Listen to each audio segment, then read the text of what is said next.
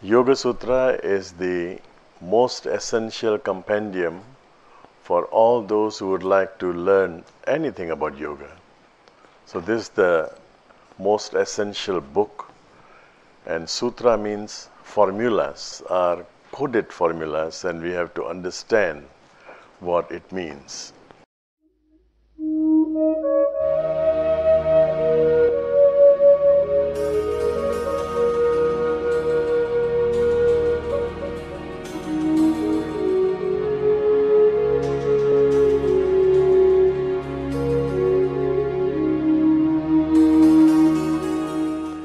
Today we are in the last chapter, chapter 4, verse 9. Samskar or impressions and smriti or memories of such samskars are one and the same. Together they form a link between the present and the past births, and the place as well as time of birth, though it may not be apparent. Samskar are the impressions that we carry from our past lives, in fact. Whatever impressions we have got. Now, impressions is not necessarily simply memories, no. You look at something and you are impressed, and it creates something within you. It creates a desire to know more, it creates a desire to acquire something. I was reading somebody's experience, very interesting, and this is documented, almost proven medically. This woman, she keeps falling in love with a doctor, and her choice is totally wrong, and she knows it is wrong. She knows the man, and she knows this doctor is not the right person. And somehow she keeps falling in love with the doctor. And then these guys are cheating on her. And she leaves and she makes a mind, okay, now from now onwards I'll have nothing to do with doctors. But again she falls into the trap. Again she gets a doctor and she falls in love. And finally she goes through a past life regression session. And after so many sessions, they came to know that she was in love with a healer in the past life, in one of the past lives, about 200-300 years ago in Europe. Now, she carries this impression, and that healer was the right person, of course. But somehow they couldn't get married, they couldn't live together. So there was this impression and the desire to have a partner who is a healer, and now you don't find healers, genuine healers, so she found a doctor. And then only she could realize what was her problem. This is documented, and they got proof of the past life about 200 years ago in Europe, in the eastern part of Europe. They found a proof where she was living. And they found in some records, they found the name of that healer. So, you see the impressions from past life Patanjali says that the impressions from this past life, they form a link between the present and past births. There is a link, and this link is not broken as yet. So we are haunted by the past experience. We again and again we want to repeat it. There is a link with the past which is not broken, and most of us are suffering from this kind of thing. Okay, in this case it's a healer, a doctor, but we have our own impressions. And we suffer from the very, very same disease because we have not broken the link, and the link is carrying on. Though it may not be apparent, you cannot see it. If she didn't go through past life regression, she wouldn't know it. She'll not know it, and she'll keep making the same mistakes over and over. Verse 10, these vasanas, desires or obsessions, seem to have no beginning or anadi, therefore eternal or nitya. However, so is ashisha or the grace of God, implying that by the grace of God that one may also define as the realization of one's true nature, such obsessions can be overcome. How to overcome this? Patanjali is very, very seldom using the word God. The whole book, so many sutras, 200 plus sutras, I think he has mentioned God only 3 times. He doesn't have to mention God now and then. And when he mentions God, he uses the word Ishvara. Ishvara is the God that is within you, not the God outside. The spark, the light of God that is within you. So what he is trying to imply, trying to say is, when you know your true nature, in the ancient Iranian tradition, Persian tradition rather, God is called Khuda. Khuda means God. And you, I, self is called Khud. So I is Khud and God is Khuda. And there is a saying, one who knows himself, one who knows who you are, if you know who you are, you know God. You cannot know God until and unless you know who you are. So he says that this link is very difficult to break. It is almost unbreakable because one life, this life is connected to past life is connected to another past life is connected to another past life. It goes on like that. We are carrying the memory of at least 5,000 years. At least 5,000 years. Very difficult to break this, but he says if you know God, God's grace can break this link.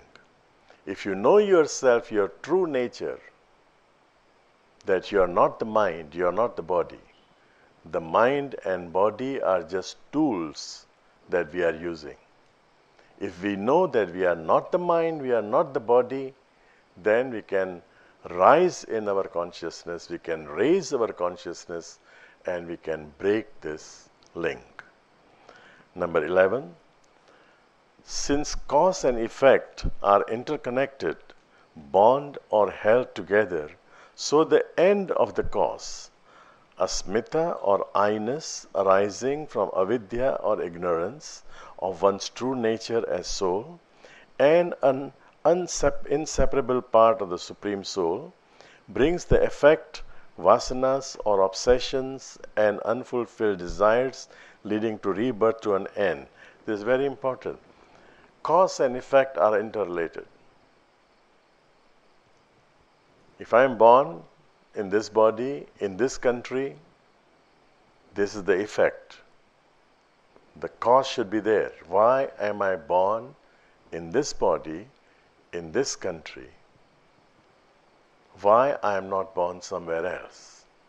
Why my parents, of all the places in the world, my father, he was in Sindh. Sindh was part of India, and India was ruled by British. And my father was in Indonesia, working here, having a shop here. So when India got independence, there was a choice given to my father. Not only my father, everybody, all Indians working outside India, they were given a choice because they were carrying British passport of British subject. So they were given a choice. You want to become British citizen or you want to become Indian citizen or Pakistani citizen, because Pakistan got their own separate country. And can you just imagine, even if today you are offered, you want to become a British citizen or you want to become an Indian citizen, what would you choose? At least the Asians will choose to become British. The British passport carries more weight. You can go almost anywhere without any visa. An Indian passport, you can only go to so many countries without visa. Other places you have to have visa. So why this father of mine and his cousins, they chose to become, to retain their British passport. Some of them, they started working in Malaya. Malaya was still under British rule. Singapore was not there yet. Singapore was part of Malaya. So they moved there, and they are still having British passport. Their families are having British passport. Why did he make that choice? And why I was born here? Why you are born in your country? We have a friend there from Middle East. Why is born as Yemeni? Why not as Saudi? Why not as Iranian? Why only that particular country? Why do I have this body? Why? There has to be some cause. We are all very lucky. We have a almost perfect body. We can move around. We can think clearly.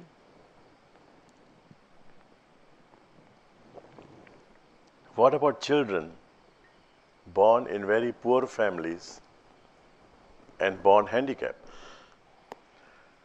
Yeah, so why things happen the way they happen? This is the effect. There is a cause. There is a cause. What can you do with this effect? This effect is becoming a cause for another effect to come in future. We are living this life as an effect of past life. And this life, what we do is becoming a cause of another life. Those children who are born in very poor family, handicapped, or in a wrong country where there is not enough food, there is war going on. Why it is like that? Is God a cruel entity? If you believe in God, is God so cruel that he just, by fluke, he just chooses, okay, you are born in Syria, you are born in Ethiopia, you are born in Indonesia, you are born in China, you are born in Europe. Is it just by lottery? Or there is some cause? Patanjali says there is a cause. And that cause has brought us here now. Even you are meeting me in this place today, tonight, this is also an effect. There should be some cause behind.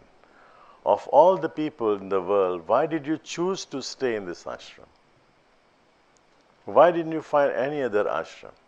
Why did you first of all choose Bali to be your next visit, your next trip? So all these are effect of some causes in the past.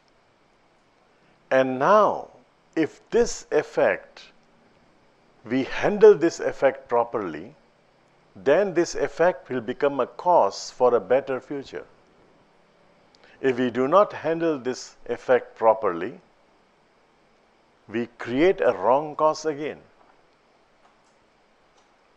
And so Patanjali says, if you want to put an end to the effect, if this effect is not good for you, if you want to put an end to this effect, what do you do? You find the cause. And that cause has to be stopped. You find the sprout. It has not become tree yet. You find the sprout and cut the tree before it grows. So if you have wrong desires now, before it becomes a bad effect in the future, you cut down the tree of your desires. You cut down the tree of your vasana, of your obsessions. This is what Patanjali means.